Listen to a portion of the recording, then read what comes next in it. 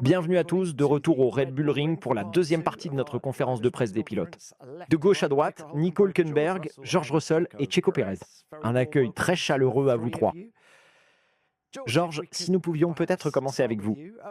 Toto a qualifié le récent Grand Prix d'Espagne de prise de conscience pour Mercedes, même avec votre pole position. Quel est votre point de vue sur ce week-end de course et la performance de la voiture? Je pense effectivement que c'est une prise de conscience. Parce que Ferrari a clairement eu un excellent châssis toute cette saison, hein. Leur moteur était initialement un peu en retrait par rapport au nôtre, même assez nettement derrière.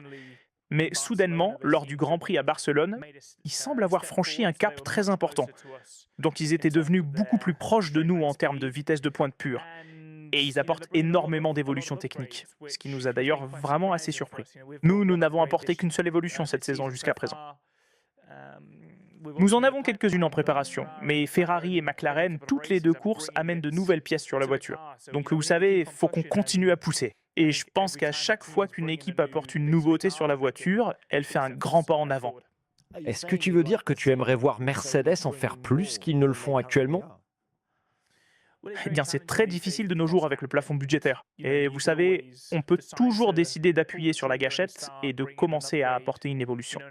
Vous savez, dans quelques courses, mais il faut aussi être stratégique sur le moment optimal dans la saison.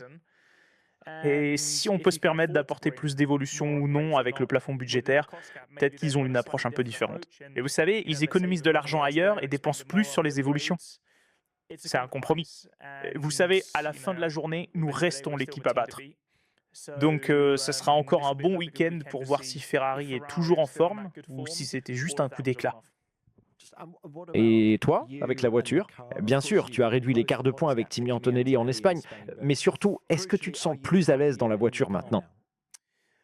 L'Espagne a été un week-end dont j'étais très content le vendredi et le samedi, parce que j'ai traversé une période vraiment difficile, à la fois à cause de choses indépendantes de ma volonté, mais aussi à cause de choses que je pouvais contrôler.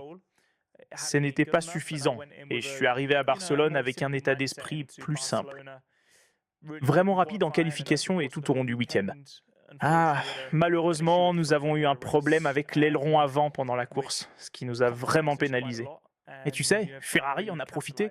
Donc, tu sais, je dois continuer à faire de petites évolutions avec cette nouvelle voiture, avec les réglages, avec les pneus, pour en tirer le meilleur parti.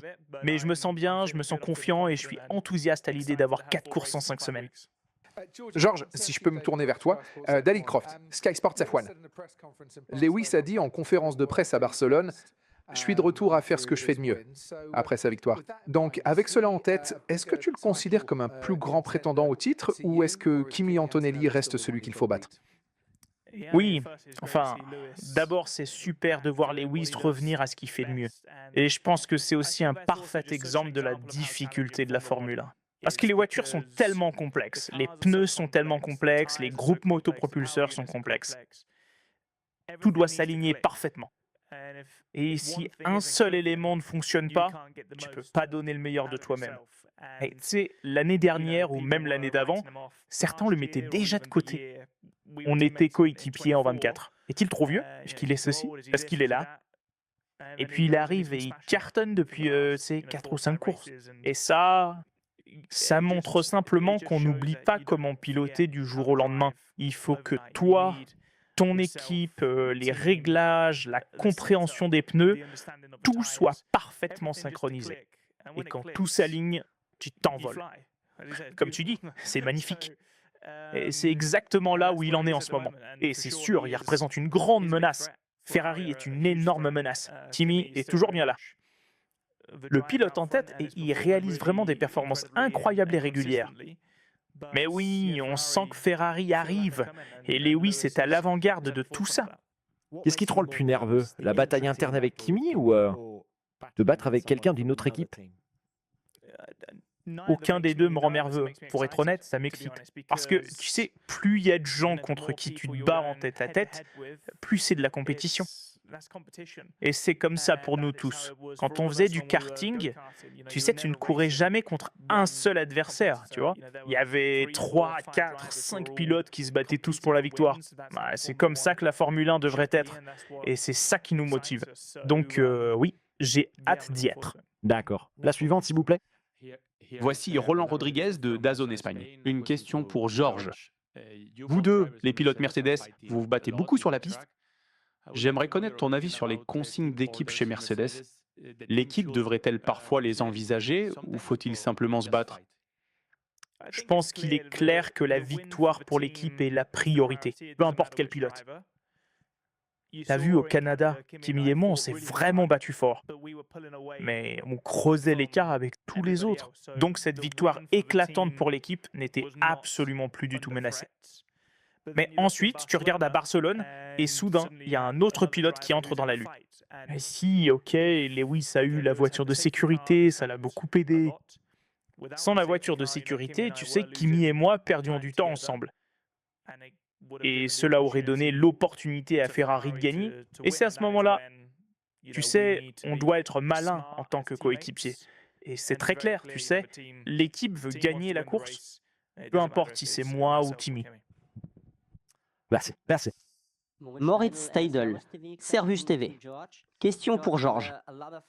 Georges, il y a eu beaucoup de problèmes de fiabilité avec les moteurs Mercedes cette saison. Ah, c'est aussi arrivé à toi la dernière fois, à Kimi aussi. Est-ce que c'est quelque chose auquel tu penses quand tu entres dans le cockpit? Et aussi, lors du débriefing, jusqu'où peux-tu aller dans les détails? Avez-vous déjà trouvé une solution? C'est vraiment une priorité pour tout le monde chez Mercedes de régler ce problème. C'est d'ailleurs très fréquemment ce qui se produit au tout début d'une nouvelle réglementation. On cherche constamment à repousser les limites extrêmes de la performance. Et il devient alors particulièrement complexe de parvenir à trouver le juste équilibre en ce qui concerne la fiabilité. Donc ce n'est pas du tout quelque chose à laquelle je pense. Pour être honnête, quand je conduis, mais pour l'équipe, c'est la priorité absolue pour Mercedes et toutes les autres équipes clientes de Mercedes. Merci. Suivant. Marea, San Giorgio, Sky Sport F1, Italie. Une question pour Giorgio. Y a-t-il un plan pour contrôler l'alarme de la batterie? Et quelle importance cela a-t-il pour vous et l'équipe? Donc tu parles de la fiabilité, c'est ça? Eh bien, pour être honnête, il n'a vraiment pas été facile d'analyser tous ces problèmes. Et tu sais, ma batterie qui vient du Canada est encore, comme tu peux l'imaginer, bloquée dans le fret maritime, parce qu'on n'a absolument pas eu le droit de la transporter par avion. Mais nous avons tout de même bien constaté ces problèmes directement à l'usine. Nous avons vu ces problèmes sur, tu sais, la McLaren et la Williams. Kimi a eu le même problème à Barcelone. Donc, comme je l'ai dit, c'est la priorité absolue en ce moment. Et oui, tout à fait. Pour être honnête, je préfère me concentrer pleinement sur la performance et sur les points précis où je peux m'améliorer. Et je laisse volontairement tous ces petits détails de côté. Je ne permets absolument pas de trop stresser pour quelque chose que je ne peux pas maîtriser par moi-même. Merci, Chilo. De Super Sport Africa. Tout d'abord, vous savez, la Coupe du monde de football a lieu en ce moment. Le Mexique est déjà qualifié pour les 32. L'Allemagne aussi. Alors les gars, est-ce que vous avez regardé certains de mes matchs? Et Georges, tu penses qu'enfin l'Angleterre peut ramener la coupe à la maison? Nico, commençons par toi. Gros match pour l'Allemagne ce soir? Ouais, exactement. C'est un horaire pratique en Europe, non? 22 heures, généralement depuis le lit.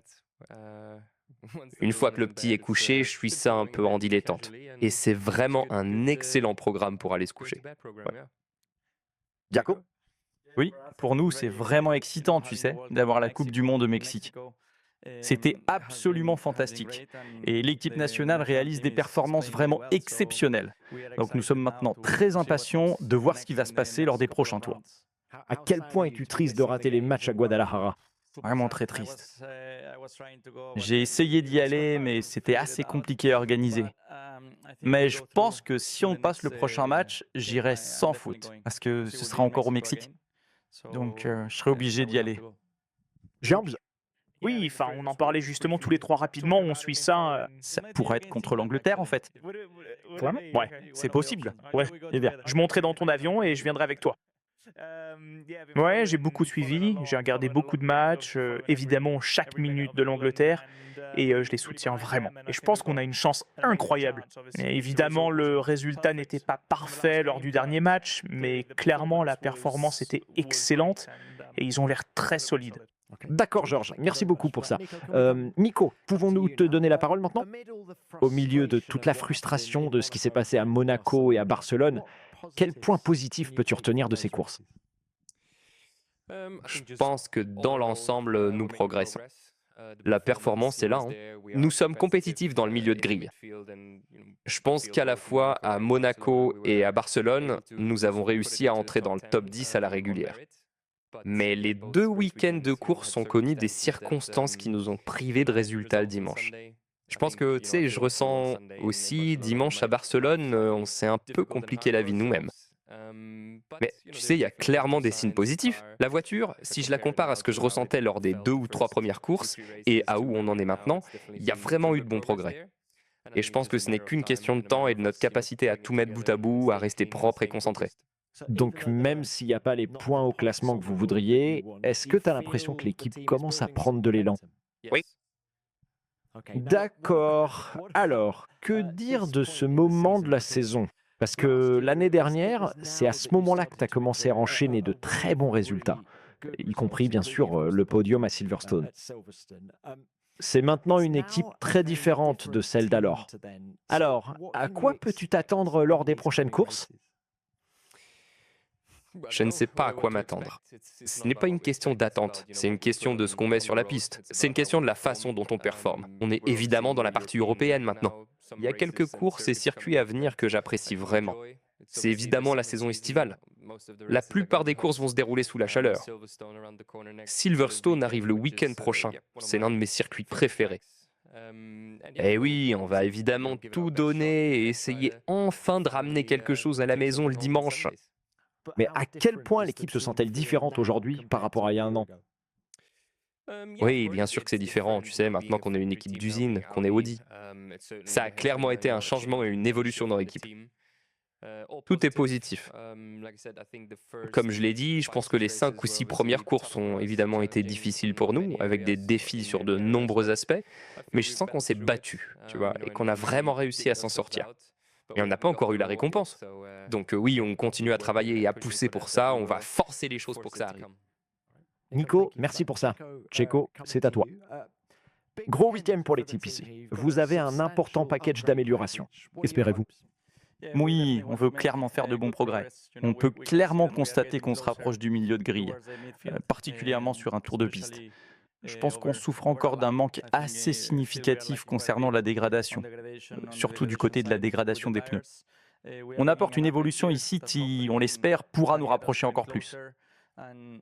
Une fois qu'on y est, tu sais, tout se joue sur les petits détails. Je pense qu'opérationnellement, l'équipe s'est beaucoup améliorée, a vraiment franchi de grandes étapes jusqu'à présent. Donc oui, j'espère que cette évolution pourra vraiment nous rapprocher. Tu parles des progrès réalisés par l'équipe. Quelle a été la plus grande leçon que Cadillac a apprise jusqu'à présent, en 2020? Je pense que l'importance de tout maximiser, tu sais, que ce soit sur le plan opérationnel ou la stratégie, c'est sans importance.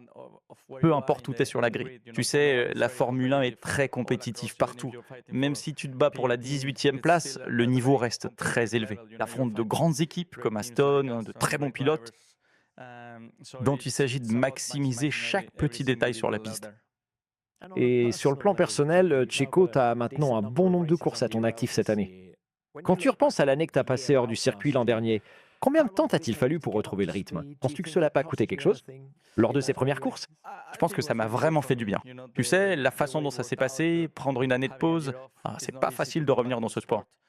J'ai d'ailleurs été surpris, tu sais, quand j'ai fait le test au milieu de l'année dernière avec Ferrari, avec la voiture de 2023, à quelle vitesse j'ai retrouvé le rythme. Je voulais rien piloter d'autre, aucune autre série, tant que je ne savais pas ce que j'allais faire de mon avenir.